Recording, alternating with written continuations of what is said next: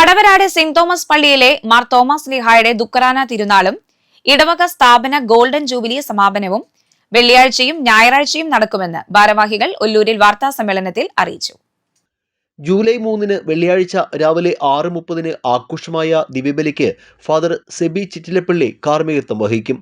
രാവിലെ 10 നടക്കുന്ന ആഘോഷമായ പാട്ടുകുർബാനയ്ക്ക് ഫാദർ ട്രെജിൻ തട്ടിൽ കാർമ്മികനാകും. തുടർന്ന് തിരുനാൾ ഊട്ടുനിറച്ച ആശീർവാദം നടക്കും. തിരുനാൾ പ്രദക്ഷിണവും വൈകിട്ട് 6 ആഘോഷമായ കുർബാനയും ഉണ്ടായിരിക്കും. ഞായറാഴ്ച നടക്കുന്ന ഇടവകയുടെ ഗോൾഡൻ ജൂബിലി ആഘോഷങ്ങളുടെ സമാപന സമ്മേളനത്തിൽ സീറോ മലബാർ സഭ ആർച്ച് ബിഷപ്പ് മാർ റാഫേൽ തട്ടിലിന്റെ മുഖ്യ കാർമ്മികത്വത്തിൽ സമൂഹബലി അർപ്പിക്കും. അതിരൂപതാ സഹായമെത്രാൻ മാർ ടോണി നീലങ്കാവിൽ സമാപന സമ്മേളനം ഉദ്ഘാടനം ചെയ്യും. പടവരാട് സെന്റ് തോമസ് പള്ളി വികാരി ഫാദർ സെബി ചിറ്റിലപ്പള്ളി അധ്യക്ഷനാകും.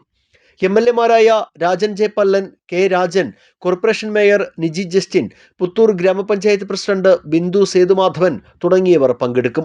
വാർത്താ സമ്മേളനത്തിൽ പടവരാട് സെന്റ് തോമസ് പള്ളി വികാരി father Seby Chittilappilly, general convener Jolly Cheriyath, കൈക്കാരന്മാരായ ജോബി പെരുമ്പിള്ളി, വില്യം മേലേത്ത്, പ്രതിനിധി യോഗം secretary Sijo Jose, finance convener Benny Muthupeedika എന്നിവർ പങ്കെടുത്തു.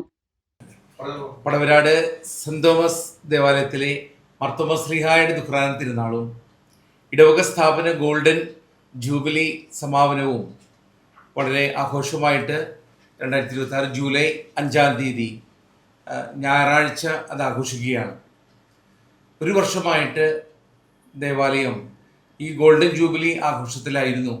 പലവിധ ആത്മീയ കാര്യങ്ങളും സാമൂഹിക അതുപോലെ തന്നെ കായിക മത്സരങ്ങൾ മറ്റുപോലെ മത്സരങ്ങളും ചേർന്നുകൊണ്ട് ഈ ഗോൾഡൻ ജൂബിലി ആഘോഷം മോടി പിടിപ്പിക്കുകയായിരുന്നു.